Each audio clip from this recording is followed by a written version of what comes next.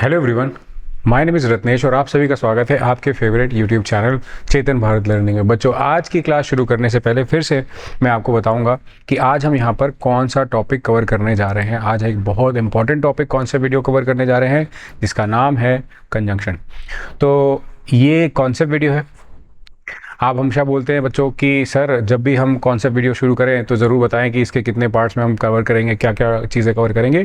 तो concept video is something which is a brief, मतलब अच्छे से आपको यहाँ पे समझाया जाएगा। शॉर्ट में कुछ चीज़ें करी जाएंगी, कुछ चीज़ें शॉर्ट में होंगी, कुछ चीज़ें मतलब उसको बहुत ही मैं वर्ड बोलूँगा कि हम एग्जाम्प्लीफाई करते हैं बच्चों। बेसिकली एग्जाम्प्लीफाई करने की कोशिश करते हैं कि जैसे अपना टॉपिक है कंजंक्शन, तो हम हर एस्पेक्ट यहाँ पे कवर हो जाए जो कि एग्जाम पॉइंट ऑफ व्यू से बहुत इंपॉर्टेंट है।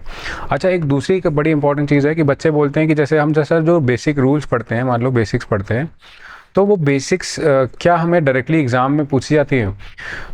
तो ये चीज़ हमें समझनी पड़ेगी स्टूडेंट्स। कैसे? जैसे कि आज ही एक स्टूडेंट ने मुझसे पूछा कि सर जो हम बेसिक्स पढ़ते हैं, मान लो हम ये रूल्स करते हैं, तो क्या ये डायरेक्टली एग्ज़ाम में एप्लीकेबल है, मतलब इसका बेनिफिट है? तो मेरा जवाब होता है कि बच्चों कोई रूल डायरेक्टली कभी नहीं पूछा जाता है। कोई रूल डायरेक्टली कभी नहीं पूछा जाता और एग्ज़ाम में कोई ऐसा क्वेश्चन नहीं आता, कोई ऐसा क्वेश्चन नहीं आता जिसमें इनडायरेक्ट तरीके से कोई ना कोई बेसिक कॉन्सेप्ट, और कोई ना कोई बेसिक रूल छुपा ना हो। दोनों बातें कितनी इंपॉर्टेंट और कितनी ज़्यादा कनेक्टेड है, आपको ये बात यहाँ से पता लगेगी कि आप कभी भी ये मन में मत लाओ कि कितना इंपॉर्टेंट है वो रूल, कितना इंपॉर्टेंट वो रूल नहीं है, कौन सा रूल हमने कवर करा है, कौन सा रूल हमने कवर नहीं करा है। आपको जो मन में लानी चाहिए बात बच्चों, वो ये है कि क्या हम उस रूल से क्वेश्चन सॉल्व कर पा रहे हैं, नहीं, पहली चीज़। और हम जो भी क्वेश्चन सॉल्व करेंगे उस रूल से रिलेटेड, वो कहीं ना कहीं बेस्ड होना चाहिए हमारे अपकमिंग एग्जाम के पैटर्न पर। अपकमिंग एग्जाम का जो पैटर्न है आपका, वो आपका उससे रिलेटेड होना ही चाहिए, तभी जाके आपको उसका बेनिफिट बच्चों मिलेगा। तो कभी भी इस तरह की बात अपने सवाल मतलब जहन में मत लाना कि अरे ये तो ऐसे है, इसमें ये कंडीशन अप्लाई नहीं हो रही, तो फिर शायद ये इतना इंपॉर्टेंट नहीं है, ऐसी चीज़। ठीक है, चलिए तो अब हम शुरू करेंगे यहाँ पर अपनी कंडीशंस और समझेंगे हर एक क्वेश्चन को बेसिक तरीके से। जहाँ पे आपको डाउट होगा वहाँ पर आप डाउट क्लियर भी कर सकते हैं। तो देखते हैं, सबसे पहले हमारे पास बेसिक सेंटेंस कंजंक्शन शुरू है। अच्छा, कंजंक्शन को शुरू करने से पहले मैं आपको एक चीज़ बताना चाहूँगा, पूछना भी चाहूँगा कि आप कंजंक्शन के बारे में क्या समझते हैं। कंजंक्शन इज अ वर्ड और group of words which connects two or more than two words, phrases, clauses, sentences, etc. Conjunction एक ऐसा वर्ड है जो, हमेशा याद रखना, शब्दों को, वर्ड्स को कनेक्ट करता है, किसी ग्रुप को कनेक्ट करता है ना, ग्रुप ऑफ वर्ड्स को कनेक्ट करता है, मोर देन टू वर्ड्स को कनेक्ट करता है, मोर देन टू वर्ड्स को कनेक्ट करता है,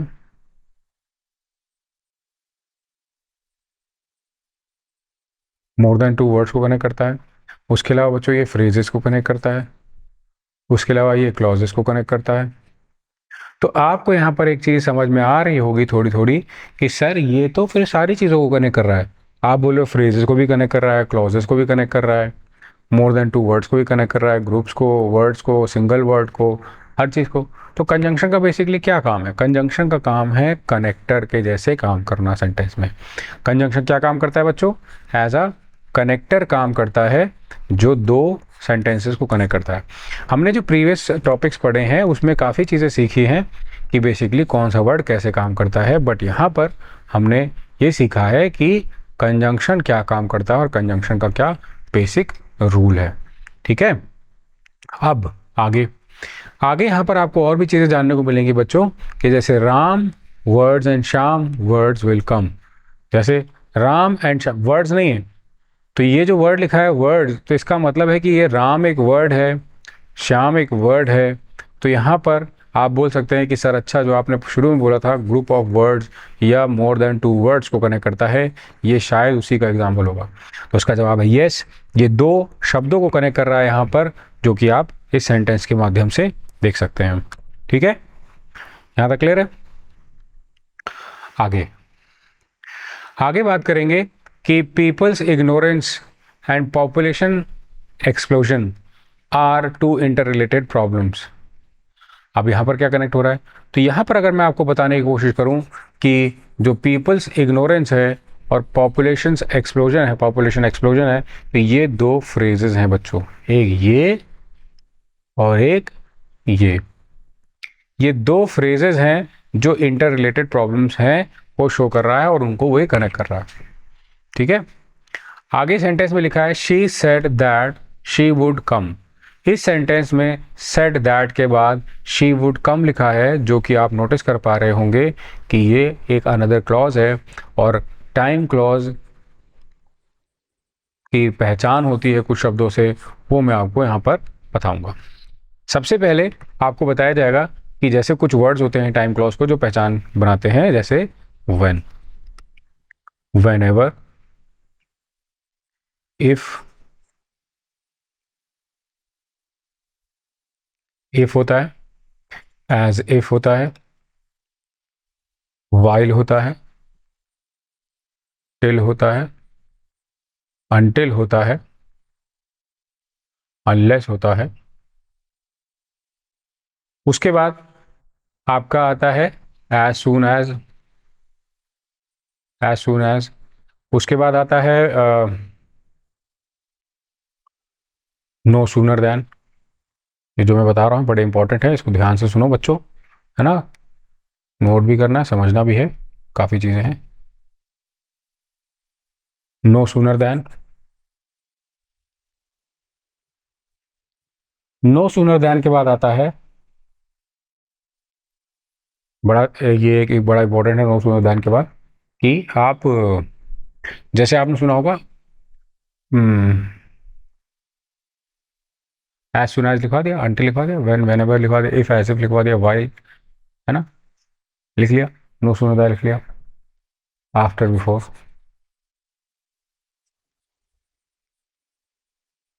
ठीक है, ये सारे वर्ड्स आपने लिख लिए। तो ये सब क्या शो कर रहे हैं बच्चों?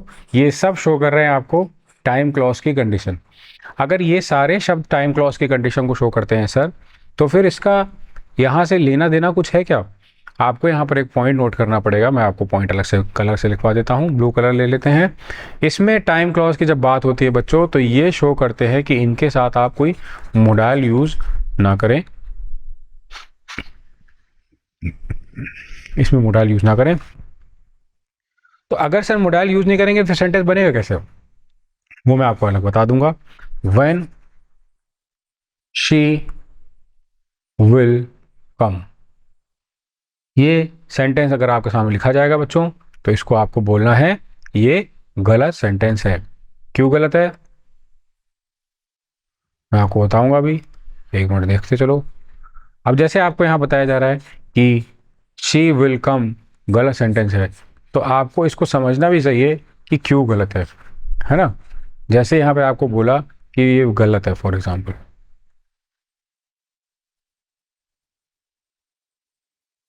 ठीक है,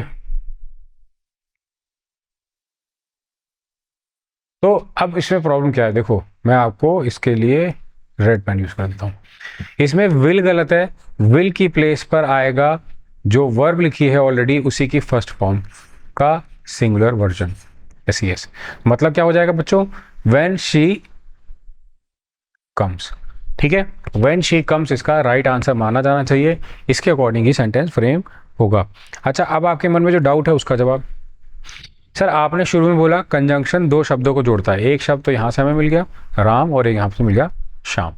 विल कम आपने बोला, कोई प्रॉब्लम नहीं, आपने कोई कनेक्टर नहीं लगाया इसमें, खाली एंड, नहीं कनेक्टर लगाया है, ये देखो, ये नहीं कह सकते कनेक्टर, कनेक्टर लगाया है इसमें, एंड कनेक्टर है यहाँ पर, कनेक्ट कर रहा है, ठीक है, एंड कनेक्टर है। अच्छा, एक बात मैं आपको बताना भूल गया बच्चों, कुछ बच्चों ने मुझसे पूछा था कि सर जो ये आप टॉपिक करा रहे हैं कंजंक्शन वगैरह, जो ये बेसिक्स टू एडवांस आपने नाम दिया है, बेसिक्स टू एडवांस, ये कौन कौन से बच्चे हैं जिनको पढ़ना चाहिए, ये मतलब कौन कौन से बच्चे हैं जिनको ये क्लास अटेंड करनी चाहिए, है ना, ये बच्चे पूछ रहे हैं। तो बच्चों इसका जवाब है जो बच्चे अभी बिल्कुल स्टार्ट कर रहे हैं इंग्लिश पढ़ना, कॉन्सेप्ट वीडियो उनके लिए नहीं है, जिनको ऑलरेडी काफ़ी कुछ आता है। कॉन्सेप्ट वीडियो उनको नहीं मैं सजेस्ट करता, जिनको इंग्लिश में सब कुछ आता है या इंग्लिश में काफ़ी अच्छे हैं, वो है ना, स्ट्रॉन्ग है, कोई प्रॉब्लम उनको। तो कॉन्सेप्ट वीडियो उनके लिए काम आएगी जो बिल्कुल फ्रेशर हैं। कॉन्सेप्ट वीडियो उनको काम आएगी जिन्होंने इंग्लिश पहले कभी नहीं पढ़ी है। कॉन्सेप्ट वीडियो उनको काम आएगी जो अपने बेसिक्स को अच्छा करना चाह रहे हैं, या जिन्होंने बोला कि सर हमने एक स्कूल में पढ़ी थी इंग्लिश एज अ सब्जेक्ट, उसके बाद हमने इंग्लिश नहीं पढ़ी। तो उनको ये काफ़ी चीज़ें हेल्पफुल होंगी, क्योंकि देखो यहाँ मैं कैसी चीज़ें बता रहा हूँ, बिल्कुल बेसिक चीज़ें बता रहा हूँ। आप नोटिस करो, मैं आपको बिल्कुल बता रहा हूँ कि विल कहाँ गलत है, विल हट जाएगा तो शी के साथ कम्स आ जाएगा। बिल्कुल बेसिक चीज़ें बता रहा हूँ। कनेक्टर क्या होता है, कौन सा वर्ड किसको कनेक्ट कर रहा है, एंड कंजंक्शन कनेक्टर कैसे काम करता है, दो शब्दों को कैसे जोड़ रहा है। देखो बिल्कुल बेसिक बातें। पीपल्स इग्नोरेंट में अपॉस्ट्रफी लग गया तो एक फ्रेज बन गया।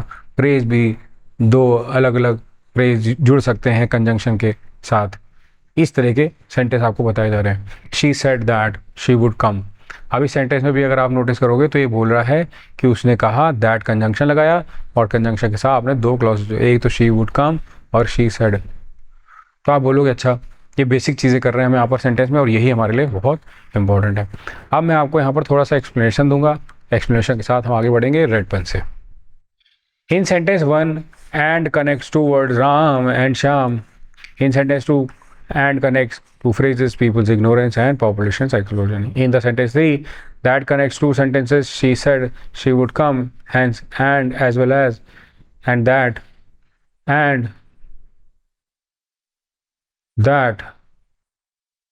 ये सारे क्या है, कंजंक्शन है। ये सारे क्या है, कंजंक्शन है। अब इस पे आपको डाउट नहीं होगा कि क्या है। अब मैं आपको यहाँ पर बताऊंगा बच्चों,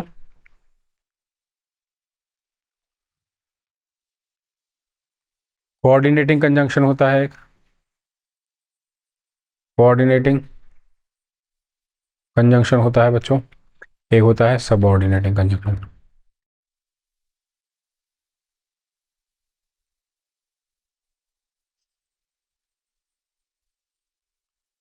एक होता है कोऑर्डिनेटिंग कंजंक्शन, एक होता है सबऑर्डिनेटिंग कंजंक्शन। जो कोऑर्डिनेटिंग कंजंक्शन है बच्चों,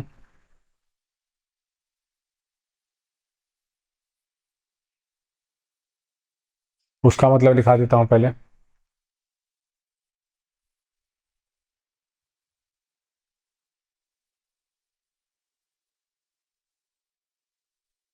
subordinating conjunction, when any two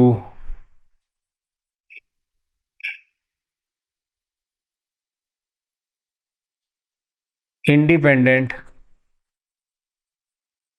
words, clauses,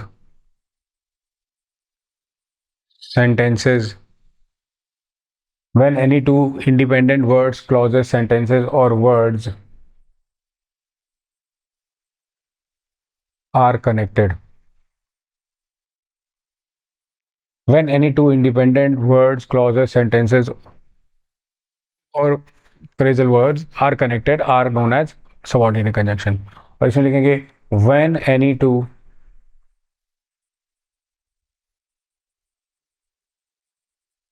dependent words, clauses, phrases, sentences, conditions and etc are connected are known as coordinating conjunction. Coordinating conjunction. ठीक है।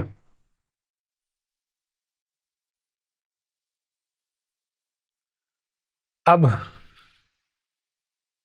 ये देखो, इंग्लिश इसको हम लोग यहाँ पर रेड पेन से यूज़ करके समझते हैं, थोड़ा सा कनेक्ट करके। और आप दिमाग लगाना, जहाँ पे आपको डाउट लगे बच्चों पूछना ज़रूर, क्लैरिटी आएगी। सम कंजंक्शन आर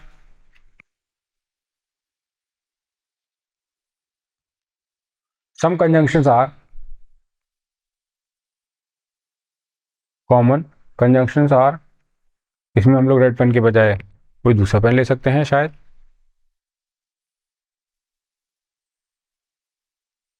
येलो ले सकते हैं। मैं ग्रीन भी चेक कर लेता हूँ,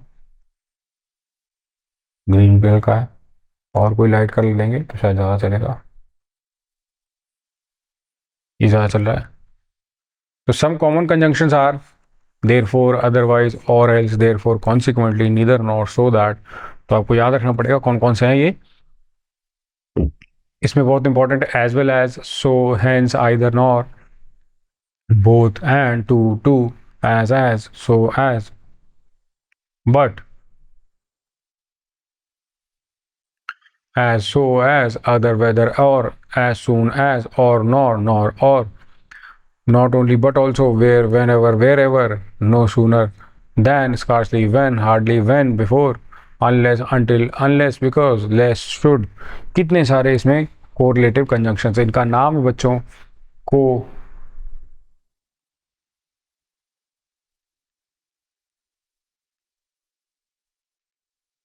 कोरिलेटिव कंजंक्शंस। इनका नाम क्या है बच्चों? Correlative conjunctions. अब देखो, इसमें एक बात आती है बच्चों बड़ी इंपॉर्टेंट, यहां पर आपको मैं एक चीज एक्सप्लेन करता हूं। अब जैसे आपके मन में आ रहा होगा कि सर आपने बता दिया, पर इनका यूज कैसे होगा? चलो वैसे, while, as, such that, provided, though, whereas though, if, as if, although, nevertheless, as far as, ये सारे वर्ड्स होते हैं सर, सारे वर्ड हैं इसमें, हर तरह का वर्ड है, हर तरह का वर्ड यूज होता है, हर तरह का वर्ड पढ़ा जाएगा, आपको हर वर्ड को समझना भी जरूरी है, ठीक है। अब एक बात हो सकती है इसमें जो आपको डाउट देगी, उस बात को मैं भी क्लियर भी करूंगा, आपको समझाऊंगा भी, पर पहले आपको कंडीशन बताता हूं, ठीक है। देखो,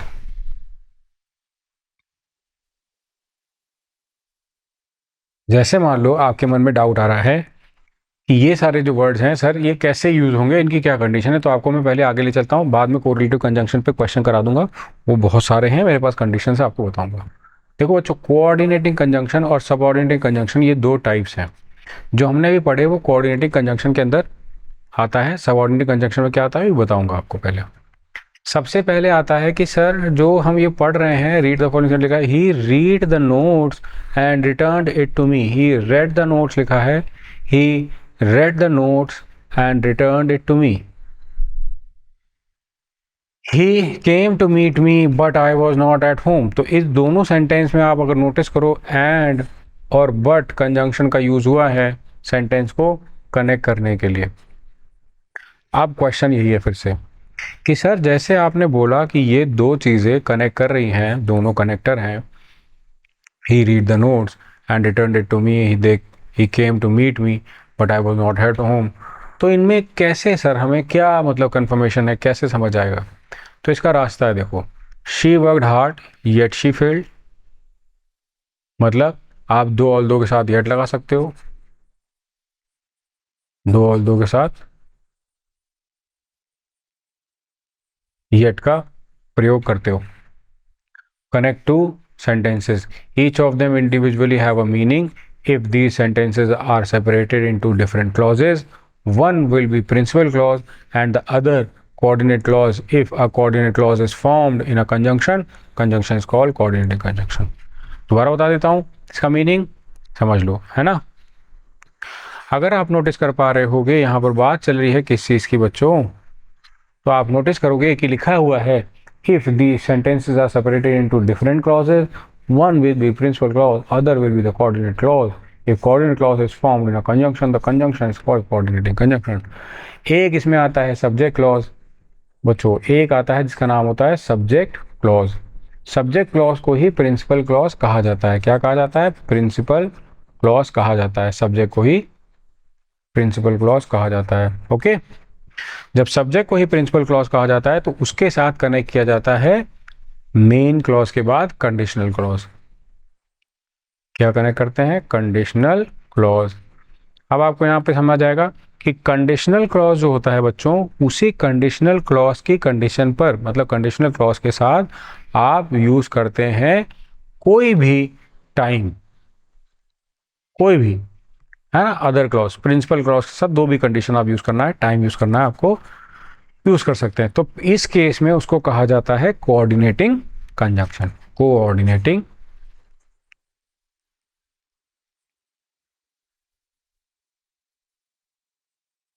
कोऑर्डिनेटिंग कह सकते हो, पर कई जगह कोऑर्डिनेट लिखा रहता है, कोऑर्डिनेट,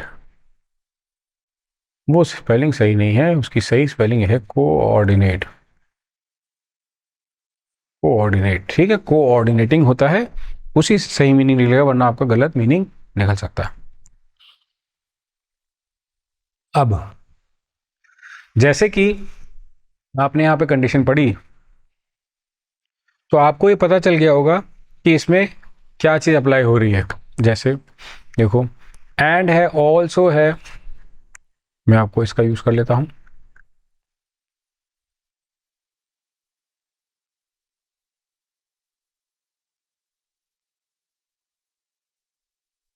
ठीक है, अब जैसे यहाँ पे बच्चों एंड है, ऑल्सो है, बोथ है, एंड है, एज वेल एज है, how, now, too, no, less than है। क्यूमुलेटिव कंजंक्शंस में अलग अलग कंडीशंस को जोड़ा जाता है, और क्यूमुलेटिव कंजंक्शन में ही हमें जानने को मिलता है कि दो कंजंक्शंस कैसे जोड़े जा सकते हैं। देखना, जैसे मान लो हमने बच्चों कहना है these conjunctions connect to nouns, pronouns etcetera each other. तो आपने बोलना ही इज रिच एंड हैप्पी। तो इस क्वेश्चन में क्या बात चल रही है कि एंड कंजंक्शन द्वारा दो सब्जेक्ट जोड़े जा रहे हैं, एक रिच और एक हैप्पी। रिच भी एडजेक्टिव है, हैप्पी भी एडजेक्टिव है, दोनों एडजेक्टिव्स को इस कंजंक्शन द्वारा जोड़ा जा रहा है, एंड द्वारा जोड़ा जा रहा है। कोई बात नहीं। एज वेल एज क्या है, एज वेल एज भी एक कंजंक्शन है, दो शब्दों को, सब्जेक्ट्स को जोड़ रहा है, राम और श्याम को, इज कमिंग, है ना। This conjunction connect to nouns, pronouns etcetera to each other. Okay, आगे बात करते हैं भाई। ईदर और नीदर और ऑल्टरनेटिव कंजंक्शंस होते हैं। इसमें एक बात याद रखना ईदर और नीदर और की, कि बच्चे कई बार मुझसे मतलब क्लास में पूछने आए और उनका डाउट बहुत जेन्युइन डाउट था बच्चों। उन्होंने पूछा था कि सर ये नीदर जो वर्ड है, नाइदर, नीदर जो भी बोलते हैं इसको, कई बार बच्चे कंफ्यूज आते हैं कि नीदर बोलें कि नाइदर, तो ये दोनों प्रोनाउंसिएशन करेक्ट है। इसको आप नीदर भी बोल सकते हो, नाइदर भी बोल सकते हो।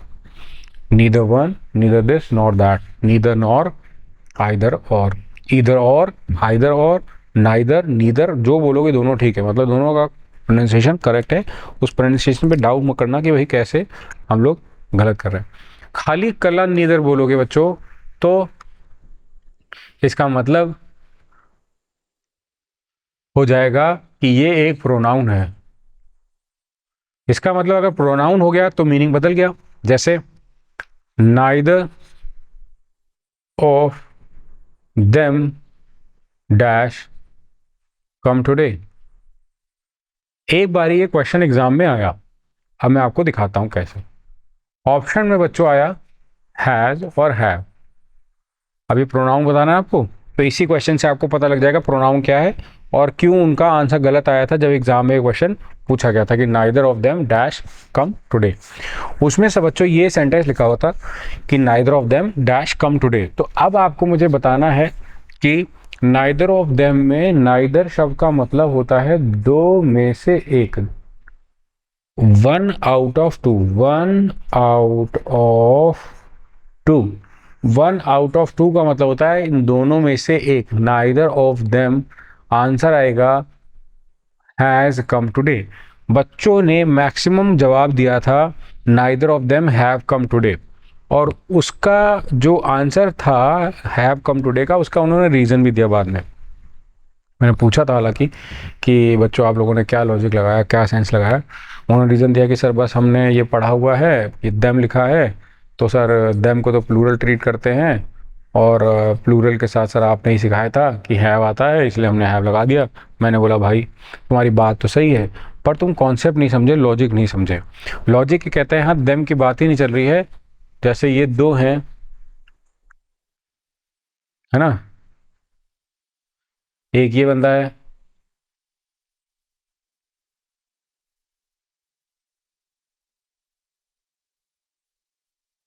एक ये बंदा है, ये दो बंदे हैं, नाइदर ऑफ देम तुमको बोलना है।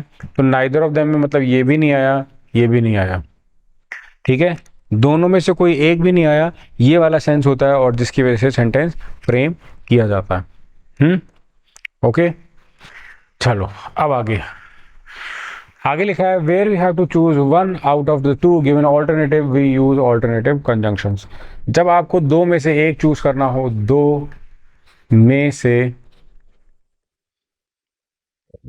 एक, कभी भी याद रखना, दो में से अगर एक चूज करना है उस केस में आइदर का यूज कर सकते हैं। अगर आपको कंजंक्शन यूज करना है तो आइदर और यूज कर सकते हैं। अब बच्चों मैं आपको इसी में एक कंडीशन और बताऊंगा जो कि इसके रूल का पार्ट है। अब मैं आपको बताऊंगा जो कि इसके रूल का पार्ट है। अब रूल के पार्ट से जब बात आती है तो एक बच्चों को मन में डाउट जरूर आता है। वो डाउट ये है कि सर हम कभी भी कोई सेंटेंस फ्रेम करते हैं, मान लीजिए कोई सेंटेंस फ्रेम करते हैं, जैसे पीछे आपको बैक करके दिखा देता हूं, इसमें देखना। जैसे मान लो हमने सेंटेंस फ्रेम करना है बच्चों, जैसे ये लिखा है नाइदर ऑफ देम, है ना, नाइदर ऑफ देम, दो में से एक ये लिखना है, तो आपका सेंटेंस तो हो गया। पर आपको अगर बच्चों खाली नाइदर नॉर करके लिखना है, ऐसे करके पीछे करके लिख देता हूं मैं यहाँ पर, है ना, नाइदर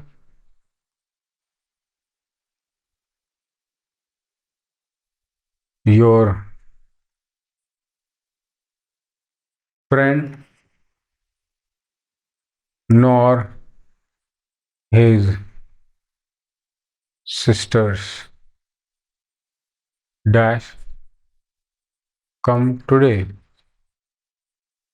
ऑप्शन में आपको हैज हैव दे दिया जाए बच्चों, तो क्या चूज करोगे?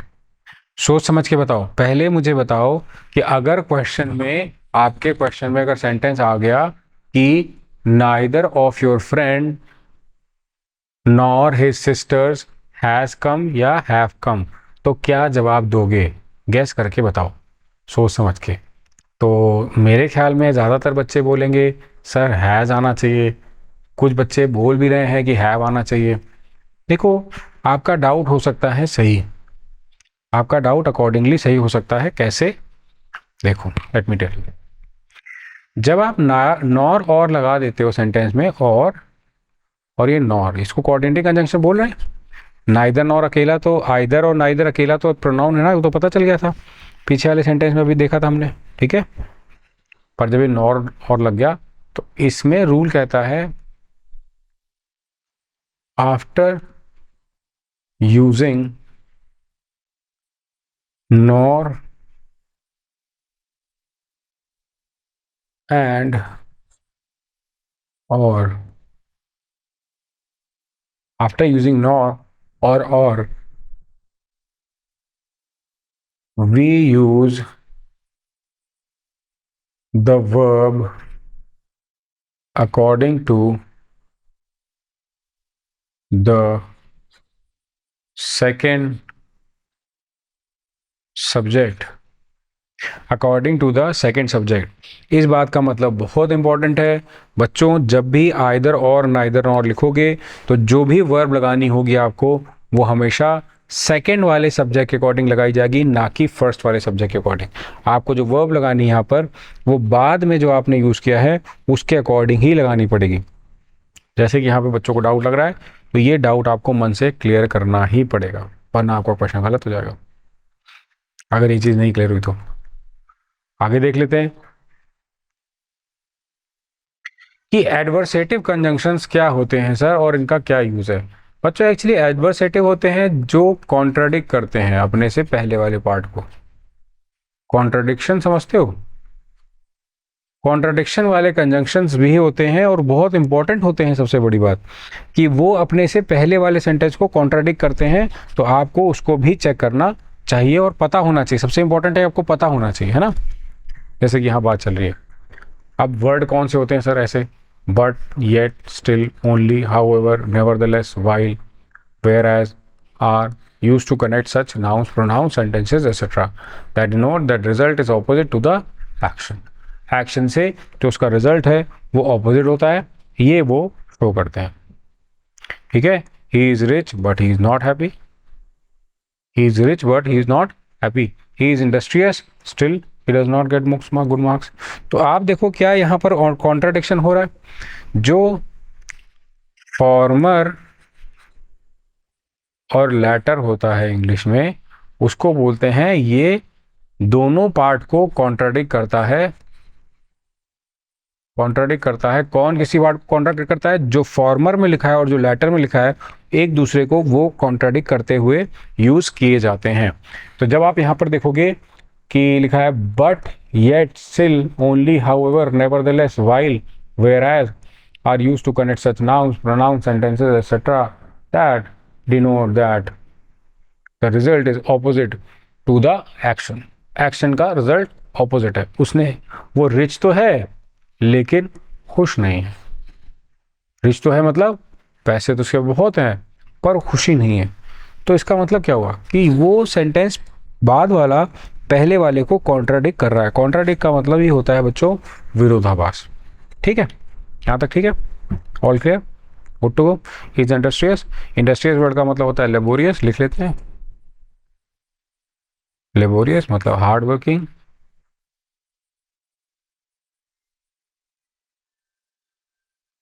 लेबोरियस मतलब hard working. Does not get good marks. उसको अच्छे मार्क्स नहीं मिलते. ये यहाँ पर सेंस निकलती हुई दिख रही है. ठीक है.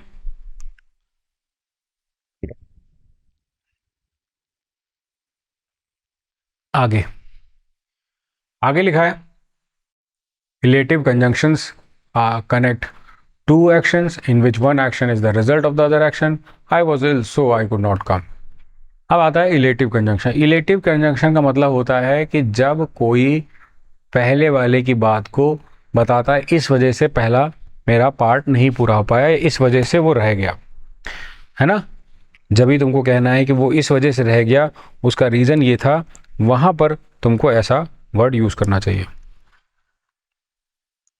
ठीक है.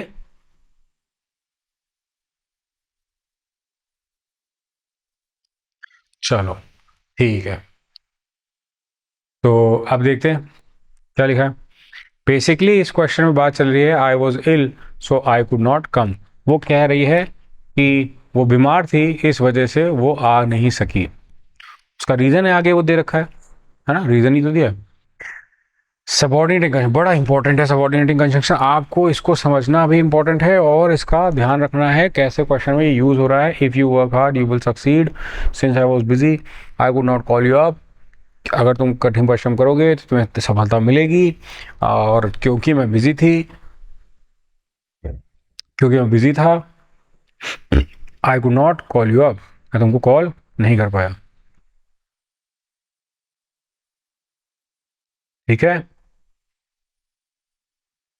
तो ये यहाँ पर बात तो चल रही है पर ये कनेक्ट नहीं होगा. बच्चों को ये समझ नहीं आता कि सर ये बेसिकली क्यों हम यूज़ करते हैं. तो इसके लिए मैं थोड़ा सा आपको थोड़ा एक्सप्लेन कर देता हूँ. If you work hard you will succeed. ये तो कंडीशन आपको पता लग रहा है. सर आगे तो कंडीशन बता रहे हैं ना कि भाई अगर तुम मेहनत करोगे तो तुम्हें सफलता मिलेगी. तो कंजंक्शन है सिंस आई वॉज बिजी. क्योंकि मैं बिजी था. आई could not call you up. मैं तुमको कॉल नहीं कर पाया ना बिजी होने के कारण. If these sentences conjunctions like if since etcetera connect two clauses.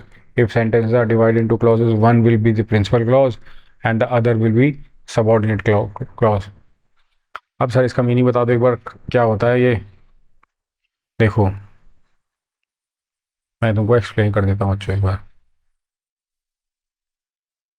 कैसे. देखते चलो. ये बहुत इंपॉर्टेंट कंडीशन बताने जा रहा हूँ.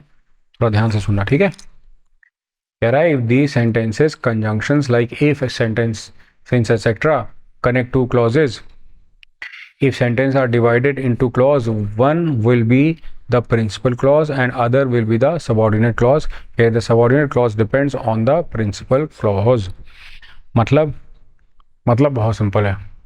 इसका मतलब है कि जब कोई भी इफ क्लॉज कनेक्ट करता है दो क्लॉजेस को, तो सेंटेंस डिवाइड हो जाता है दो क्लॉजेज में, एक होता है प्रिंसिपल क्लॉज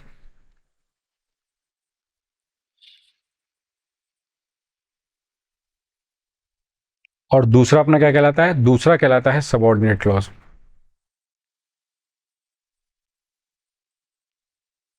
ठीक है, एक अपना कहलाता है प्रिंसिपल क्लॉज और एक कहलाता है सबऑर्डिनेट क्लॉज। अगर हम दो क्लॉजेस में सेंटेंस को बांट देते हैं, जैसे if these conjunctions like if, since etcetera connect to clauses, अगर वो दो क्लॉजेस को कनेक्ट करते हैं तो, अब जैसे if sentence are divided into clauses, one will be the principal, पहला प्रिंसिपल कहलाता है, दूसरा subordinate clause.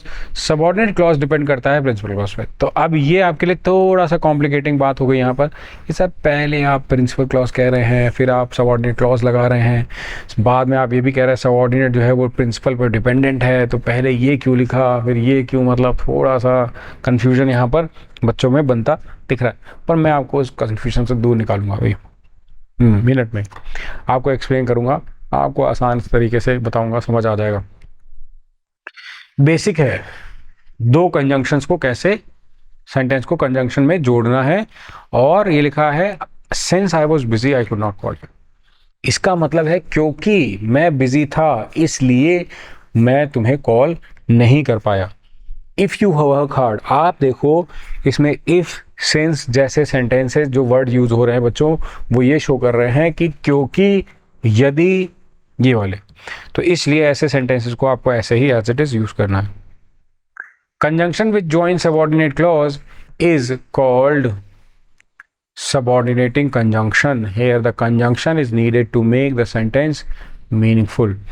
Conjunction which joins subordinate clause, जो subordinate clause को जोड़ता है, जैसे when, whenever, as soon as, if, as if, while, after, before, है ना, उसके बाद no sooner than, ऐसे शब्दों को यूज करके आपको ये कंजंक्शन कंप्लीट कंडीशन करनी होती है। सबऑर्डिनेटिंग कंजंक्शन में जो बच्चे ज़्यादातर कंफ्यूज होते हैं वो इसी बात पे होते हैं कि सेंटेंस कैसे फ्रेम होता है और कब फ्रेम होता है। तो कब का तो मैं नहीं बता सकता, कब हो तो सेंटेंस की रिक्वायरमेंट है कि सेंटेंस पूछा गया, आपने सेंटेंस फ्रेम कर लिया।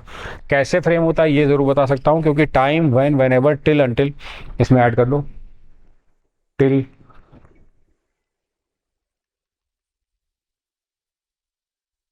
बिफोर, सिंस, ठीक है, एज लॉन्ग एज, बाकी मैंने देखो इतने सारे लिख दिए हैं, until, before, till, after, before, when, whenever, as soon as, if, as if, while, after, before, है ना, no sooner than, when, whenever, सारे वर्ड्स ऐड कर दिए, कोई वर्ड छोड़ा नहीं कि जो कहीं आपसे भूल से छूट जाए और आपको कन्फ्यूजन रह जाए। बच्चों कन्फ्यूजन नहीं चाहिए क्वेश्चन में, ठीक है, तभी आप क्वेश्चन सही होगा। When I saw him I stop my car, जब मैंने उसे देखा, सॉ यहाँ पर क्या आया है बच्चों, तो आपको पता होना चाहिए सी की पास्ट फॉर्म ऑफ वर्ब है सॉ, ठीक है, सॉ जो है वो पास्ट फॉर्म ऑफ वर्ब है, उसको साथ मिलाया, उस वहाँ पर उसके साथ जोड़ दिया कि when I saw him I stopped her, जब मैंने उसको देखा तो कार रोक दी, I stopped her, stopped her car रोक दी, या फिर कह सकते हैं कि मैंने उसको रोक लिया। As soon as it rains the farmer will sow the seed, as soon as जैसे जितनी जल्दी से जल्दी बारिश होके होती है, हम सारे जो फार्मर्स हैं वो बीज को बो देंगे, बीज को बो देना, सो द सीड्स का मतलब होता है बीज को बो देना, है ना, ज़मीन में बोई जाती है तभी तो फसल निकलती है, तो यहाँ पर ये सेंस निकल रही है, ठीक है। अब आगे आता है place, where, whenever, wherever use होता है, you can go wherever you want, cause, since, because, as, she can because I called him up, she can वो कर सकती है क्योंकि मैंने उसे कहा था आने के लिए, स्पेशली उसको बुलाया था, आप कह सकते हैं निमंत्रण दिया था, है ना। फिर आता है cause, cause, since, because, as लगाता है कि सिंस ये वजह है, बिकॉज ये वजह है, इस तरह से ऐसे किया जाएगा, ठीक है। Because I called him up, क्योंकि मैंने उसको बुलाया, तो यहाँ पर भी सिंस और बिकॉज ऐसे वर्ड्स यूज़ हो जाते हैं, इसका ज़रूर ध्यान रखना। एग्ज़ाम के पॉइंट ऑफ व्यू से बहुत इंपॉर्टेंट है। लंबे जो वर्ड्स आ जाते हैं तो बच्चे कंफ्यूज जाते हैं, उनको समझ नहीं आता कि कैसे सेंटेंस फ्रेम करना है। ठीक है, तो ये चीज़ आपको कभी भूलनी नहीं है, इसको ध्यान से।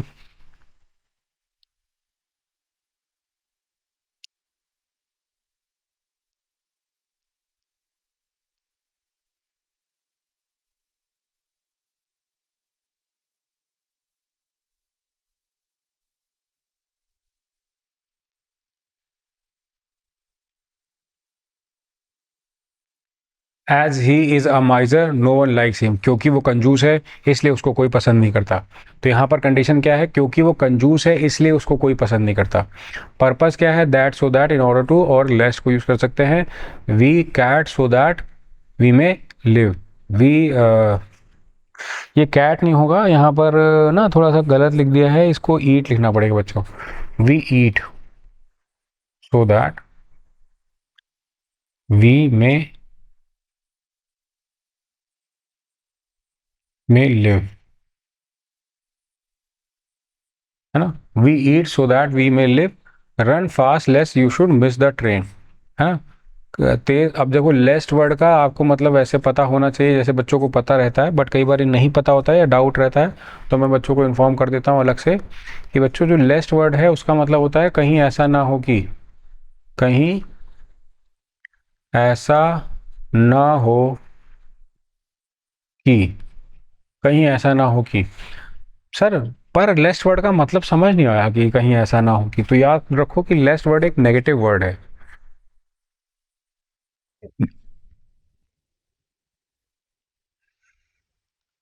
लेस्ट कैसा वर्ड है बच्चों, लेस्ट एक नेगेटिव वर्ड है। यूज करते टाइम इसको आपको याद रखना पड़ेगा। इसकी कंडीशन क्या है, मतलब मैं नहीं चाहता कि आप इस वर्ड में कंफ्यूज हो जाएं, यूज करते टाइम आपको कोई डाउट आ जाए कि सर ये क्या है, कैसे लगा दिया, फलाना फलाना, तो ये प्रॉब्लम नहीं आनी चाहिए आपको बच्चों, ठीक है। तो थोड़ा सा इसको हम ध्यान रखेंगे और हम कोई ऐसी गलती नहीं करेंगे। Result so that such that he is so weak that he can not even stand, he is so fool that he does not understand anything. Condition क्या है, if supposing unless provided, he can not succeed unless he work hard. याद रखना, until और unless में फ़र्क होता है, जो कि आपको मैं बोल रहा हूँ और आपको नोट करना चाहिए। मैं रेड पेन से बोल देता हूँ, लिख देता हूँ, तो आपको थोड़ा सा क्लैरिटी बढ़ जाएगी। अनटिल वर्ड का मतलब होता है, कहता है इफ, इसको बच्चों बोलेंगे टिल नॉट, हिंदी में बोलते हैं जब तक नहीं तब तक,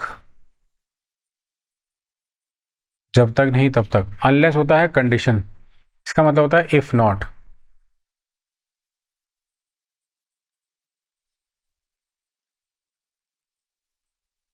ठीक है, I will help him provided he mends his way, I will help him provided he mends his way, मैं उसकी हेल्प करूंगा, कह रहा है, ये कह रहा है मैं उसकी हेल्प करूंगा, करूंगा कह रहा है करूंगा, पर शर्त ये है साथ में, ये वर्ड क्या कहता है, शर्त ये है, शर्त ये है कि वो अपने तौर तरीके ठीक करे। इसमें सेंस यही निकलती है और इसको ऐसे ही समझना पड़ता है कि वो साथ में शर्त जोड़ दिया है कि शर्त ये है कि वो अपने तरीके ठीक करे।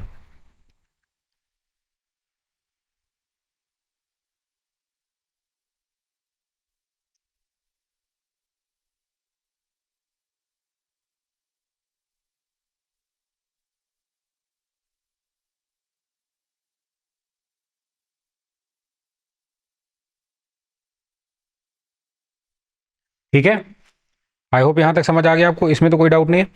अब इसीलिए आपसे कहा जाता है कि कभी सेंटेंस अगर आप फ्रेम कर रहे हैं, कि मान लीजिए आपने सेंटेंस बनाना है,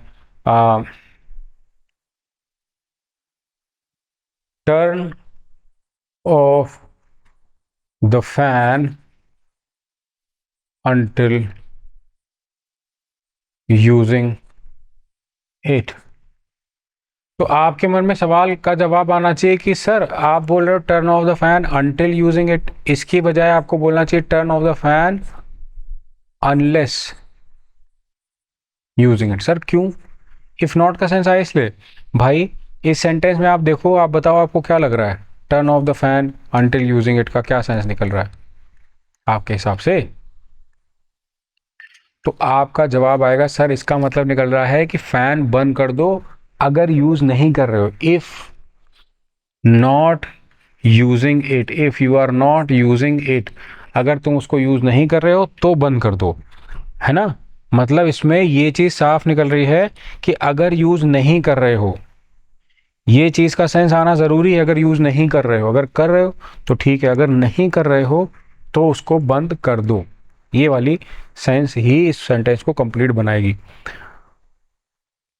हम कई बार इसी चीज में कंफ्यूज हो जाते हैं और क्वेश्चन हमारा गलत हो जाता है ना। आपने नोटिस भी किया होगा कई बारी कि जब सेंटेंस फ्रेम करते हैं तो सर ये चीज हमारी नहीं आ पाती। आपको अंटिल बता देता हूँ। अंटिल में जैसे यहाँ पर लिखा है कि वो फॉर एग्जाम्पल वेट हेयर